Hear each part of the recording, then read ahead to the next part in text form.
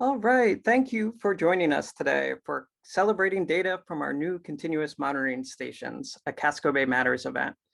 We're so delighted you all could be with us tonight. Now, I'd like to welcome Executive Director Kathy Ramsdale onto the screen. She'll be our host tonight. Kathy has been at the helm of Casco Bay since 2003, which, if you're doing the math, is nearly 2/3 of our 32-year history. So, Kathy, take it away. Thank you, Will. And I want to thank you all for joining us. Good afternoon, good evening. This is a really auspicious moment for us. As Will mentioned earlier, for those of you who aren't as familiar with us as some of you are, our mission is to improve and protect the environmental health of Casco Bay. And we do that using science. And a lot of tonight is about science, but also community engagement, which we are doing at this very moment, and advocacy, which you will hear some more about tonight. And we also use common sense and decency in our approach to how we do our work.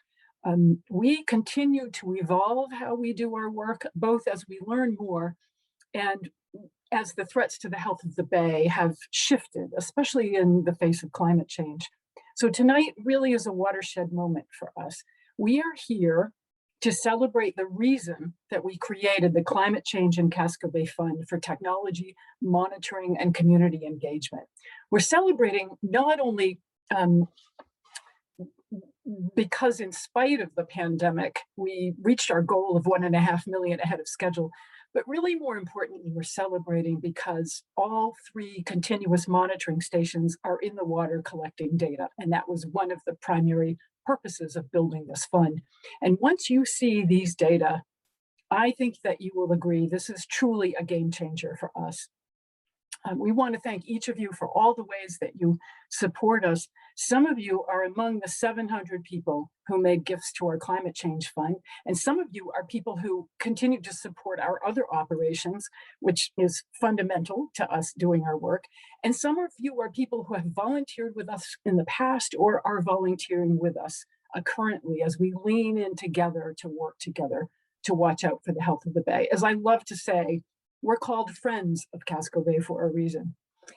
We thought sharing a very first look at the data with you would be the very best way to show our gratitude for what the fund is making possible in our work. And this is just the beginning. We can't go into too much detail this evening. This is new to us, and it's terribly exciting. But as you will see, there is going to be a lot to explore together as we move ahead. So this evening, we're going to share a film, a very short film with you about all of this work. And then we're going to look at data with Mike. And we're going to hear from Ivy about how these scientific underpinnings inform our advocacy work. So put your questions into chat because we'll have folks back here monitoring those behind the scenes so that after Ivy is done speaking with you, we'll open this up for some Q&A. And so now, we're going to shift and watch this short film. We hope we don't have any glitches. If we do, hang on, be patient with us, and I'll be back after the film. Tides, wind, weather events, and runoff from rivers and streams create a mosaic of naturally cycling conditions in Casco Bay. On top of this complexity, human activity is changing the character of our coastal waters. At Friends of Casco Bay, we work with our community to protect the environmental health of the Bay, and it is a great challenge to distinguish between what is normal and natural from the impacts of local human influences and global climate change. We are asking, how is climate change impacting Casco Bay? Is the Bay getting warmer? Are our waters acidifying? To address questions such as these with statistical credibility, we needed more data. Enter staff scientist Mike Doan. Mike has become one of Maine's leading experts on the data sonde, an electronic oceanographic instrument that is at the core of our monitoring efforts. Mike designed our first continuous monitoring station by pairing a data sonde with a carbon dioxide sensor.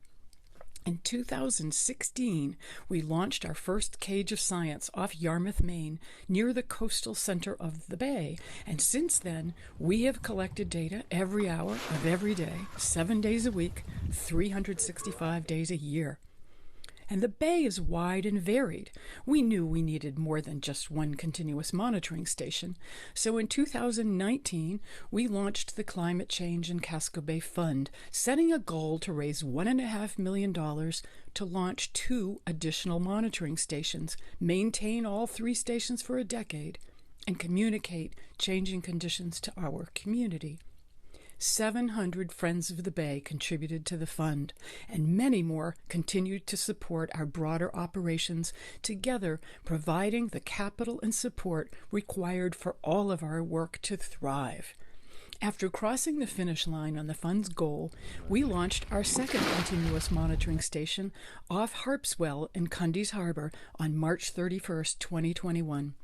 This location tracks conditions in eastern Casco Bay, where water quality can be heavily influenced by the outflow of the Kennebec River. To the west, Portland Harbor, with its international shipping channel and larger urban population, presents a different host of conditions and challenges to the health of the bay. Our third Cage of Science made a splash in Portland Harbor on May 20th. Now the real marathon begins as we track data hour by hour, 365 days a year, to help protect the health of the bay for generations to come.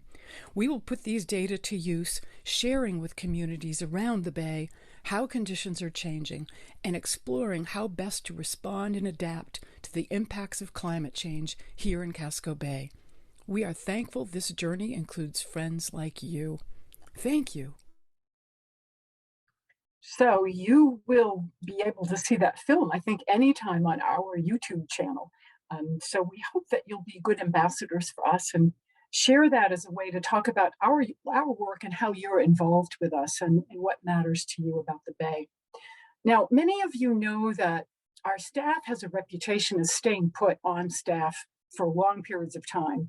And the longevity of the group right now is one of the reasons that we've been able to shift and evolve our work together. And it's why we're able to continue to work really well, even though we began working remotely in March 2020. And so I'm delighted to introduce you to the person who has been on the staff the longest, and whose vision for these continuous monitoring stations truly made it easy for me and Will and others to raise the monies to fund this aspect of our work for the next decade. So here, ready to share enthusiasm and data and to stimulate your curiosity, I'll turn this over to our staff scientist, Mike Doan. Thank you, Kathy, and thank you all for joining us tonight, supporting this program.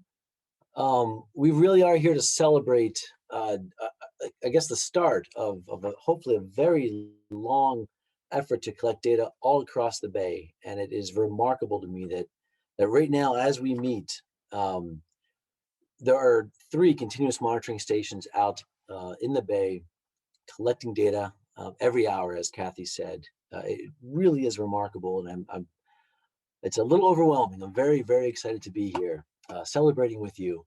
What I want to do over the next 15, 20 minutes or so is to talk about, first, how we got here, a little more about the history. Second, what we have learned so far. And finally, how we use the data. We certainly don't collect data just for the sake of collecting data. We really want to turn that data into information and put it to work. So those are the 3 questions I'm hoping to answer. And let's kick things off with, how did we get here? And by here, I really do mean a situation where we have 3 continuous monitoring stations, all operational right now, spread across the Bay. And I want to start with this map and these 3 yellow stars here, spread across Casco Bay. All of these, I guess that's what we are celebrating, is having these up and running.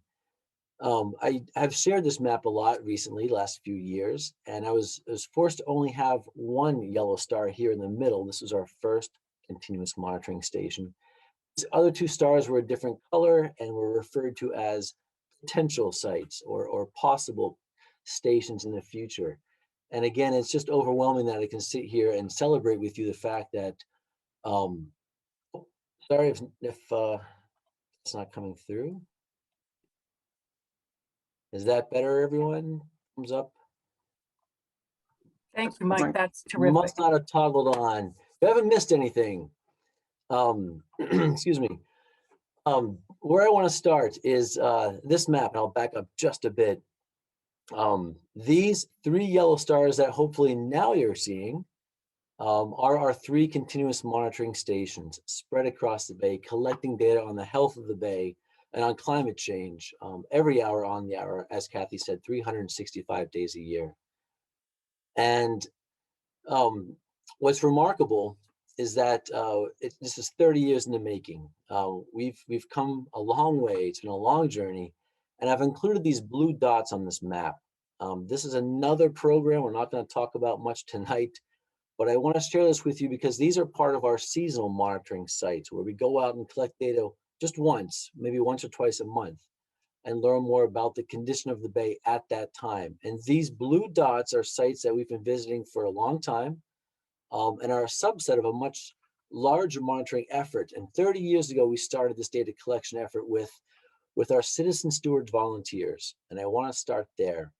We would not be here without all of their hard work, without their dedication.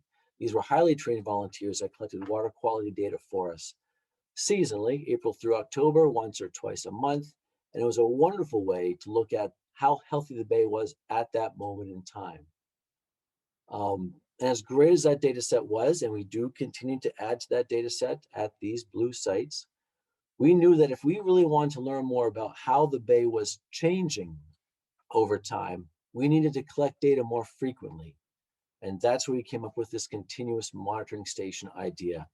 And we launched that first station about 6 years ago, 6 years this summer, at this middle yellow star in the middle of Casco Bay. A lot of ocean influence.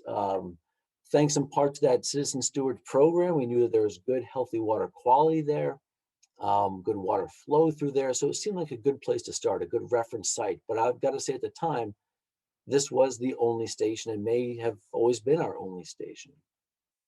So we set out putting together a continuous monitoring station, and you might have been wondering what a continuous monitoring station really is. And here you go, here's a photograph of what we've put together. It looks pretty simple, and it is simple in design. It is what looks like a lobster trap, and in fact, it's based on that. It's custom built for us, custom built for this purpose, for this program.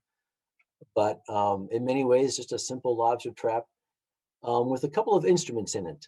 This larger blue and gold instrument is a multi-parameter device that gives us data on things like temperature, salinity, the amount of oxygen in the water, the acidity of the water. It tells us about the clarity of the water, how much algae or phytoplankton is in the water. It gives us information on water depth. The blue end of this device is all battery packs and data storage. We also have a smaller instrument here. This is our partial pressure of carbon dioxide sensor, giving us information on carbon dioxide in the water. And it's attached to a logger, which also has a battery pack and data storage. So fairly simple in design. The sensors, the important bits, are held up as close to the top of this cage as we can get, and still close that trapdoor at the top. So up off the bottom. However, the cage, the station itself, does sit on the bottom and is attached to a float by this reinforced line. So this is our continuous monitoring station. And we launched the first of these, at the time the only of these, in Yarmouth, in, again, what we considered a good reference site in the middle of the bay. What have we learned over time? Looking at the photo on the left here, you'll notice that the first lesson we learned was that if you put any kind of a structure in Casco Bay and leave it there for any amount of time, things are going to live on it, and in it, and on the sensors. And I spent a great deal of time scraping and cleaning. And we learned very quickly that we need to refine our protocol, and we needed to purchase more equipment to bulk up the amount of equipment we had just to keep this one station operational. We needed a second cage and a second set of equipment, and even a third cage and a third set of equipment to really ensure we're getting the highest quality data possible. So that when we put a cage like the one on the right here in the water, we can retrieve it in a couple weeks and replace it with another one that is new and calibrated, most importantly, and ready to go. And in this way, we're collecting very high quality data without a lot of data gaps, or hopefully no data gaps. And the cage comes back, looking just as almost as clean as the one on the right here does. Very minimal cleaning. That's very important. So we learned that. We refined our protocol over time. We also learned about how the conditions in the bay were changing seasonally. We really wanted to understand how things change, and every parameter changes, has highs and lows seasonally during the year. And it's that kind of variability we really needed to learn more about in order to really capture those long-term trends that we're after.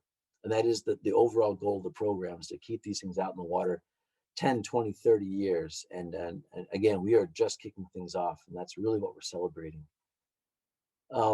But we did learn a lot about the seasonal swings, the monthly swings, weekly, daily, even hourly changes in all of our data at this one station. And actually, it's a great time to plug our website. If you want to learn more about these seasonal swings, our website at cascobay.org, click on the Science tab. Don't go there now, but later on, please feel free to check out that Science tab, and you'll see a lot of graphs from now all three stations, but 6 years of data from this one first station in Yarmouth, really documenting those seasonal swings that we learned about. Not a lot of time in 6 years to talk about trends, but we certainly are able to compare year to year, which has been really interesting, really illuminating. That data is also there on the website for you to look at. But we did realize after 6 years, or after a few years anyway, that we were trying to characterize change in Casco Bay using just one station, just one site. And that really, really wasn't working. To really characterize all of Casco Bay, and it's a big bay with a lot of different nooks and crannies, a lot of different conditions from one end to the other, we would need 2 and perhaps even 3 stations. Again, which is where we are now, which is why we're celebrating, which is why this is so exciting. But we really wanted to expand the program to those 3 sites to really capture what's happening in all of Casco Bay. So we did just that, and that kind of brings us to where we are now, these 3 yellow stars representing the 3 continuous monitoring stations out there right now collecting data hourly. And again, this is a kickoff. They'll be doing that for the next, for decades to come. So I want to first talk about our site to the east. We knew we wanted to spread these 3 sites out to really capture conditions across Casco Bay. So in addition to our one first station here in Yarmouth, in roughly the middle of the bay, our reference location, if you will, we added a station to the east at the mouth of the New Meadows embayment here. This area has a much different water circulation patterns than the other parts of the bay. It historically has had some reduced water quality, again, which we've learned from that Citizen Steward program. It is influenced occasionally by water from the Kennebec River, which is off the map, but a major river that does add a lot of fresh water to this lower part of the New Meadows system here. So we're tracking that as well. And there's a lot of aquaculture facilities up and down this New Meadows system. So it seemed like a really good place to add that second site, and certainly different from where we added the 3rd station just recently here in Portland Harbor. Portland, of course, being largest city in the state, a lot of urban influence, a lot of nutrient runoff. We're seeing signs of nutrient pollution there. And it felt like a great location for that 3rd site. That western part of the bay is certainly different from the rest of the bay. So having these 3 sites spread across the bay, again, collecting data hourly, really is remarkable, really is exciting. And we've only had all 3 up and running since, as Kathy mentioned, since May 20th. Here we are in Harpswell on the left. You've seen this in the video, getting that station up and running. That was about 3 months ago now. And just recently here in Portland Harbor, getting that 3rd station going. So we now have data from all 3 of these stations, hourly data. And that's what I want to share with you for the rest of my part of this talk here, is what we're seeing. And again, you're seeing it kind of at the same time everyone else is. We just uploaded this data about a week ago, did a real quick QA on the data and got it into some graphs that we can talk about real briefly. But the exciting part here, the part I'm really overwhelmed by, is that we have data. We're celebrating that we have data from these 3 stations, and it's just the beginning. But I do want to peek at these graphs really quickly. What you're looking at here is data from May 20th on the bottom here through June 7th. So about a 3-week period, ending just about a week ago. We are looking at temperature in this graph, and we're looking at hourly data from all 3 stations. The 3 different colored lines you see represent data from the different stations. The dark blue is our original station in Yarmouth. The light blue is our station to the east in Harpswell, and finally the green line represents data, in this case temperature data, from our station in Portland Harbor. And I'm just going to show a few of these and be pretty quick with it. There'll be other events where we can really dig into this data, and I'm very excited to do so. But just very briefly, in looking at the data, what I want to look at are similarities in data. And when we step back and look at long-term trends over time, which is what we're going to eventually be doing, we want to see some similarities in the pattern. And we certainly see that here, but also differences between locations that are short-term. So looking at it through that lens, we definitely see a similarity in the pattern of temperature over time. It's getting warmer here in that last part of this graph. We can point out differences as well. Portland Harbor seems to be colder than the other 2 sites, certainly early on, and then later in the data set, this quick 3-week data set.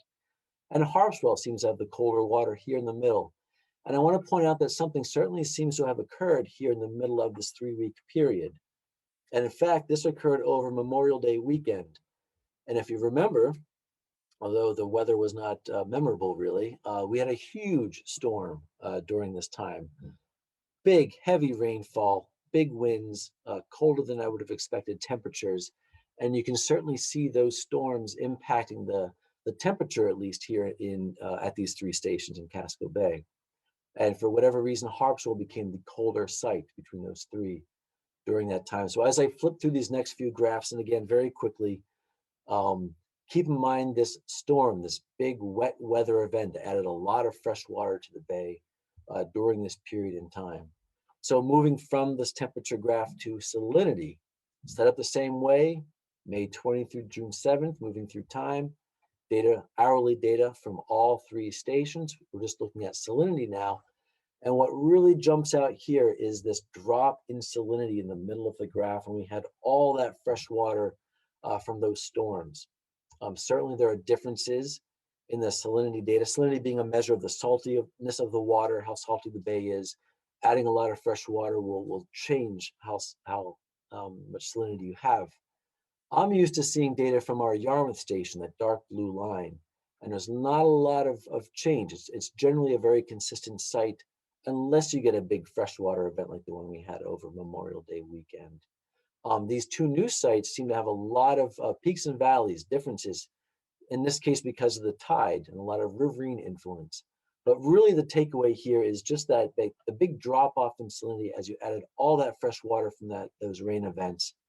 And noticeably how it was very pronounced in Harpswell and in Yarmouth. And then they both rebounded pretty quickly. Portland Harbor took a little longer for that freshwater influence to be felt, and certainly took a little longer in recovering back to where it is without that big rain event. So again, these are just kind of quick hits. I am just looking at this data now. There's been no real analysis of it. You're seeing it as we're seeing it. But moving forward, pH, a measure of the acidity of the water in the bay.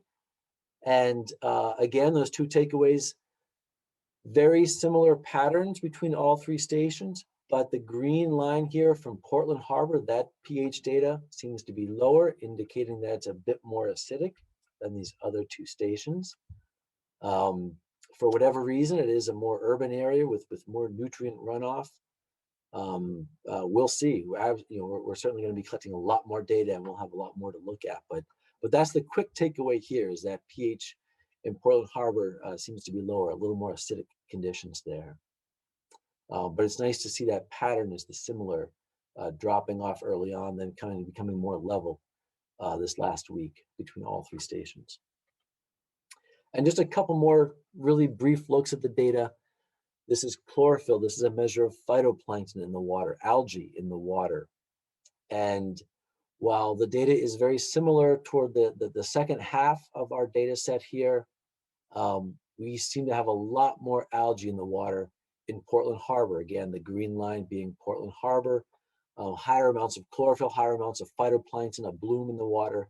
Again, perhaps it's a more nutrient loaded area. Perhaps this is what we're going to see. Again, it's just very, very exciting that we have a snippet of data to look at. We'll know a lot more, we'll understand a lot more as we move forward over this next year, next 5 years, next 10 years. But certainly a lot more algae here for what data we have.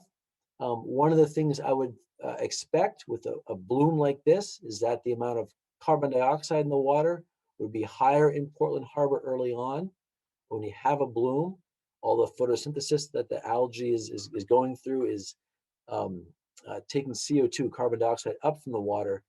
And then when it dies off and decays, that respiration, that breakdown of that organic matter will add carbon dioxide back into the water. So you might see higher amounts of carbon dioxide later on in our 3-week data set here.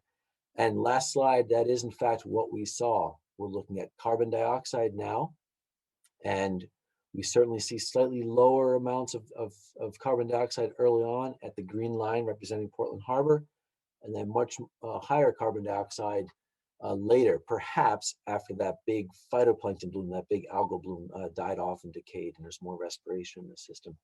Or it could have something to do with that big rain event we saw in the middle of the month. Again, just starting to look at this. I'm excited to share this first look with you. We'll have a lot more of this. Again, check out that website, cascobay.org. We'll have this data set there. These graphs will be there.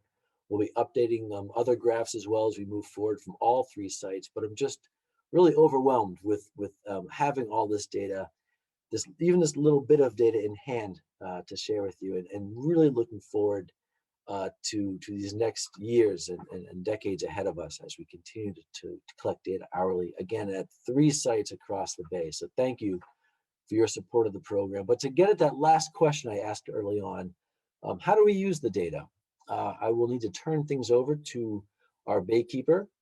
So if I could introduce Casco Baykeeper Ivy Frignoca. Thank you very much. Thanks, Mike. You know, when I really think about your question, how have we used the data? It's fundamentally changed how we do our work. We are just with the increase in data points, with the increase in the types of information that we're collecting from the Bay, we are just able to be more nimble and adaptive and figure out solutions as we move along. And when you first envisioned the continuous monitoring concept, Mike, Maine was in the forefront of people beginning to study ocean and coastal acidification in the nearshore environment. In fact, Maine was the 2nd state in the nation to have an ocean acidification study commission. And out of that, we formed a wholly voluntary Maine Ocean and Coastal Acidification Partnership. And so when Mike launched the first continuous monitoring station in 2016, he did so at a time when there were other researchers also beginning to do some continuous monitoring in Casco Bay of carbonate chemistry. And these other researchers and Mike would gather at these MOCA meetings and share data and compare it, and sometimes share equipment or go out on the boat together. And it really helped. It was like we were learning in real time. And the rest of this MOCA membership are people from the state, local managers for municipalities, and policy people. And so we were learning the science and thinking about how do we need to change policy to keep pace with the changes that are going on and what we're learning. This partnership was one of the foundations upon which the Maine Climate Council was built. And as you saw in the introductory video, the Climate Council came into existence in 2019. I'm on the Coastal Marine Working Group of the Climate Council. And one of the top recommendations we made that's related to our celebration tonight is that Maine needs a coastal monitoring network to keep pace with monitoring the changes that are occurring. So in other words, what Mike is doing now is informing and giving us information that we never had before. And the Bay is continuing to change. So we have to have these long-term data sets, and we have to be nimble, and we have to be open to new information. And so in the Climate Council report, the Maine Won't Wait report, one of the top recommendations is that the state have this coastal monitoring network, and the Friends of Casco Bay continuous monitoring stations are specifically called out as a hub for that monitoring and as a model that can be used elsewhere. So the Wells Reserve has deployed a continuous monitoring station similar to what Mike has done. And the Department of Marine Resources in Boothbay Harbor has done the same thing. So super exciting and part of a solution, not just for Casco Bay, but in helping Maine's coast overall. And we've also used the data that we're collecting to support the sea level resolve. And this just passed the legislature last week. This resolve, it requires all of the agencies, state agencies that regulate coastal land use to adopt uniform sea level rise projections and other projections so that our laws aren't static and managing for what's happening today, but so that we can adapt our laws. So what we build and do in our coastal areas is suitable for tomorrow, when our sea level's higher, when we have more intense storms. So that's how we've used the data to date. But even more exciting is how will we continue to use the data in the future? And we, with what we're learning, will continue to be nimble, continue to be dynamic, continue to be responsive, and we will use what we are learning to better protect Casco Bay. And some of the ways that we'll do this is we will be very involved in the process to implement the sea level rise resolve at a state level. We'll be in the stakeholder groups and using what we know to help make sure that we have the best state regulations in place to help Casco Bay be resilient. And at a local level, we'll continue to work with municipalities on their climate change planning and regulatory changes that are needed to be responsive and resilient to the inevitable changes of climate change. And I am going to stop there because, like Mike, I'm so excited and I could talk to you much more, but you've asked so many great questions, and I really want to turn this over to Will so we have enough time to get to your questions. So thank you so much for your attention. I look forward to answering your questions. Excellent. Thank you, Mike. Thank you, Ivy. And thank you to everyone joining us tonight and to everyone who helped make it possible for us to launch these stations. So we have some questions, and as we go through these, to folks in the audience, continue to ask questions and we'll try to get to as many as we can in the chat.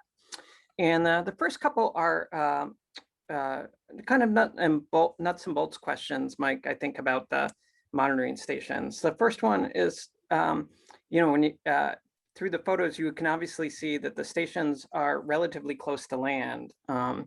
And someone wondered, well, it seemed like I would imagine they'd be out further. Can you talk about the placement a little bit, Mike? Sure, of course. There are two answers to that. One is more scientific. We really do want to know what's happening in that kind of land sea margin close to shore. We really are interested. That seems to be where the greatest insult is, closer to shore. We have certainly done a lot of monitoring of water quality, both right near shore and then offshore.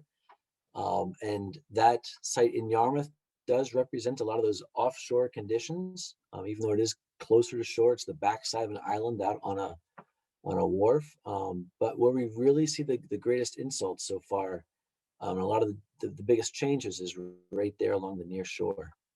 There's a part two, however, and it's more of a logistical answer. We really wanted to make sure we were collecting the best quality data we could, year round, of course. And I mentioned having to get at these sites every few weeks. And that requires us to be able to get to that site both by land and by boat. If we were to put these things, well offshore on buoys, first we might be missing some of those situations that are happening closer to shore from landside influences, but also it's going to be harder to get to, and we wouldn't be able to swap these things out every 2 or 3 weeks and get that high quality data. There might be months where you can't get out there at all to a buoy. So for both those reasons, but the logistical, we want to make sure we can get to every station by land if necessary. Can I jump in here for just Absolutely. a second? And that is that, Mike, I think the entire community owes you a debt of gratitude for psyching out over the years. We've watched this process, right? We've evolved this in figuring out what is the right instrumentation and what are the right kinds of sites so that we could do a long-term monitoring program, not just in the water for a 2 or 3 year funding cycle at most, but something that gives us high resolution and accuracy for what we need, with the trade-off of easy maintenance, easy accessibility, and affordability. And that's what these stations do. And you heard Ivy mention earlier, other state agencies are copying this model exactly. And Mike is one of the best people in the state to train people on how to use data signs. And if imitation is the sincerest form of flattery, bring it on. We want to see this kind of affordable data collection going on. So it's kind of magical, and it doesn't just happen overnight. It's taken learning a lot, standing on the shoulders of those who've come before, of course, but also your smarts in figuring that out. So it's nice to be able to publicly say thank you for your vision on this. And as I said earlier, you made it easy for us to have this resonate with the donors of the fund. People responded instantly to the sanity and the common sense of this. So thank you.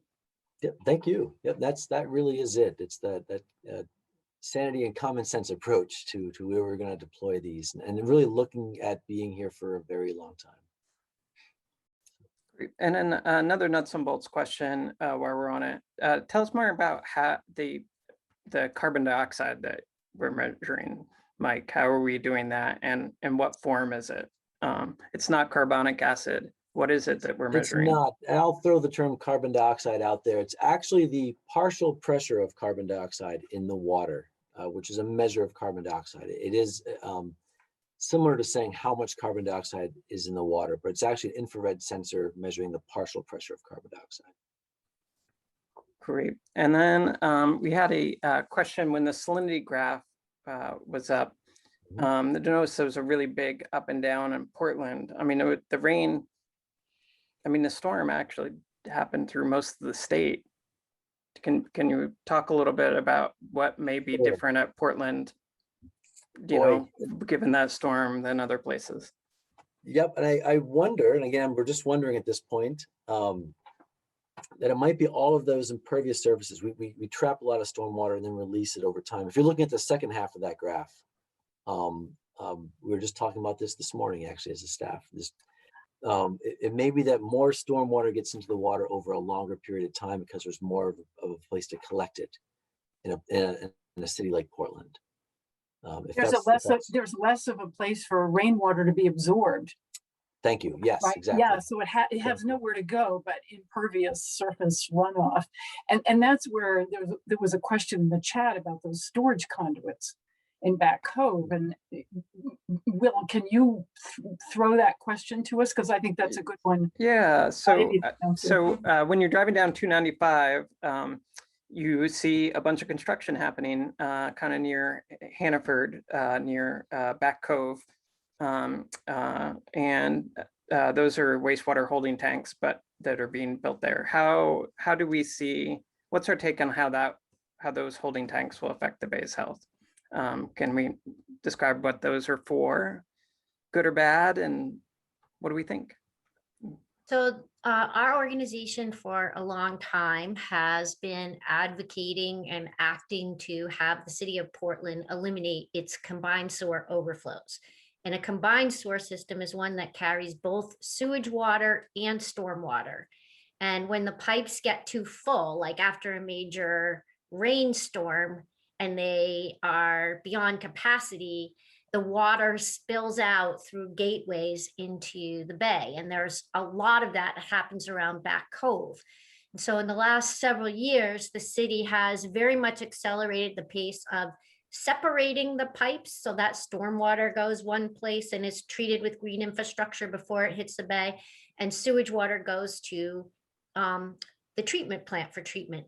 But what these tanks will do is they will hold in the combined sewer pipes that first inch of stormwater, that first flush, what's left over, what hasn't been separated out, what isn't going to the treatment plant. They've been right sized to hold that stormwater, the most polluted stormwater mixed with sewage water, until the treatment plant has the capacity to treat it.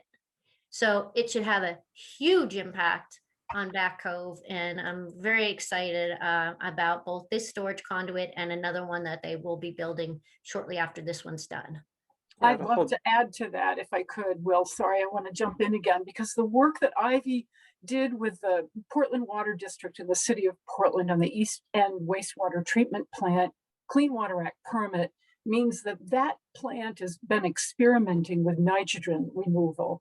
And so we know stormwater is loaded, it's nutrient loaded, and it may be one of the things in climate change that when we get these huge pulses of rainwater and stormwater, we're getting these huge pulses of nutrients. If some of that in the city is getting held in these tanks and then it gets pumped to the treatment plant, it's not going to remove all the pollutants, but it's going to remove a lot of the nutrients, the nitrogen loading that we're so concerned about. So this work is starting to integrate in ways that we've never been able to really do it before. And it's this combination of, do we have the science? Do we have the working relationships with the DEP and the water district and the city? And we have an advocate who understands the regulatory nuance and the permits. So this work with approach really starts to potentially make a huge difference around the things like climate change that are now really going to have these episodic impacts on the health of the bay. Great. So as we get close to 6:15 here, we'll take a few more questions. And this one is actually about the stations. Again, we have them so close to landside where most of us have a big influence on the water. And you described, Mike, why we have them there. Are we all concerned about keeping the equipment safe? Oof. Every day, yes, we are. There is some signage on the stations kind of telling people what they are and please do not touch, and some contact information. But and then a couple of our sites, one is not really a public site, and one is certainly behind a gate with that is locked. But we do the best we can. Certainly concerned all the time, but you'll notice. And they're heavily insured. Yes. Yeah. Yes. All right. And then Ivy, you mentioned that the data was used, were used for the sea level rise resolve, which is sitting on the governor's desk right now. We're waiting for her to sign it. Can you talk about that and how our data are involved in that? Sure. So when the Climate Council was meeting, one of the things we looked at is, it's not just the sea level that's rising, right? We're having more precipitation. We have over 6 inches more of precipitation now per year than we did in 1895, and we're having more intense storms, and they're having more dire consequences on our coastal area. And so our data is showing that. And what Mike just showed you tonight is showing like those big dips in salinity and some of the other changes associated with the stormwater loads that are entering Casco Bay and the impacts that they're having. So the sea level rise resolve does two things. One is it incorporates the sea level rise, and then it also directs the state to implement strategy F of the Maine Climate Action Plan. And that strategy includes things like revise the stormwater regulations and other coastal land use regulations to reduce stormwater pollution. And that was the biggest area for me from our data so far that really helped support. And then a final question I think that we'll get to during the event here. Brian Haskell from Channel 8 asks, in terms of climate change, how long until trends start to emerge with our data, and how important are these stations in combating climate change and keeping the bay healthy? Mike, do you want to do that from a science end, and then I'll Sure. do it from an advocacy end? Boy, yeah, great question. Certainly climate change is here and happening now, first of all. The trends in our data, if you look back at that seasonal monitoring effort that we have, you can certainly start to see temperatures are getting warmer over the past almost 30 years now that we've had data being collected by Friends of Casco Bay. Even in the 6 years of continuous monitoring station data that we have now, although there's not enough years to really talk about trends in that sense, if you compare year to year, the temperature data from this year and the temperature data from last year are certainly warmer than the temperature data from the previous 4 years. It's just that when we start to say trends, we like to see, a decade's worth of data. It doesn't mean that we're not seeing changes in the data we have. It's mostly just kind of using that term trend over the long term. But I'll let Ivy take it from there. But just one last quick thing. I think on the importance, simply raising awareness of what we're looking for and what we're starting to see is the most important thing here. And if these stations can supply that data that can raise awareness of the issue, I think we've already done a really important job. So this is such a fabulous question Yeah. to end on. So thank you so much.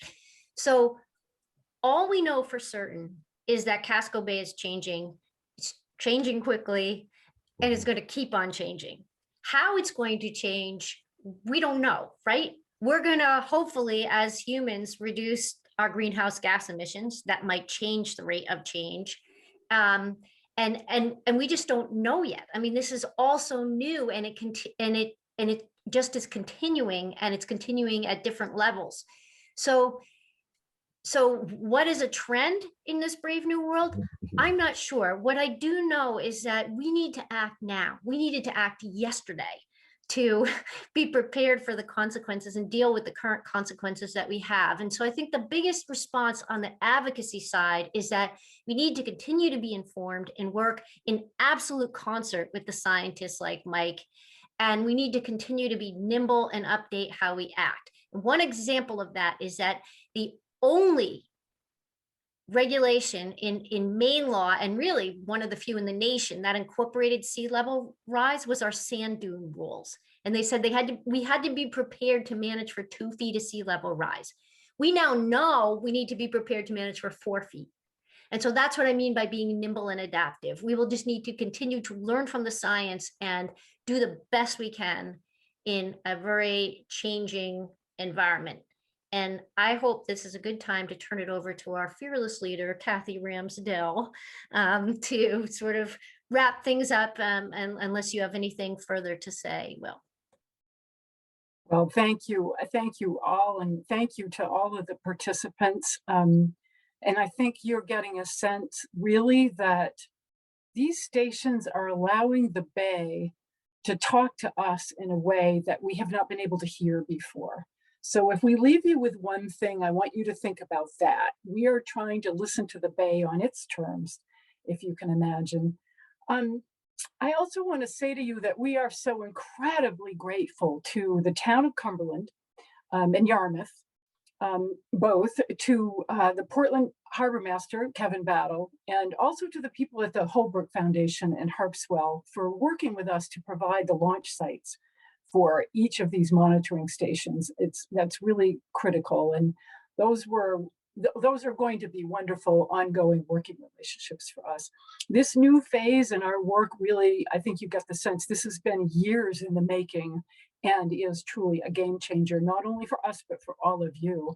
So please remember that those data are up on our website. You can search on science, you can search on continuous monitoring station, you'll get there quickly.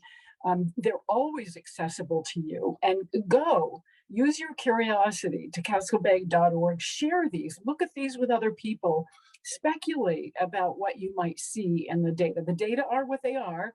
The reasons why they are what they are, we're not necessarily going to be sure, but we think that these will inspire a lot of good scientific inquiry from our fellow scientists out there. So I'll leave you with this. You know, we all love this place.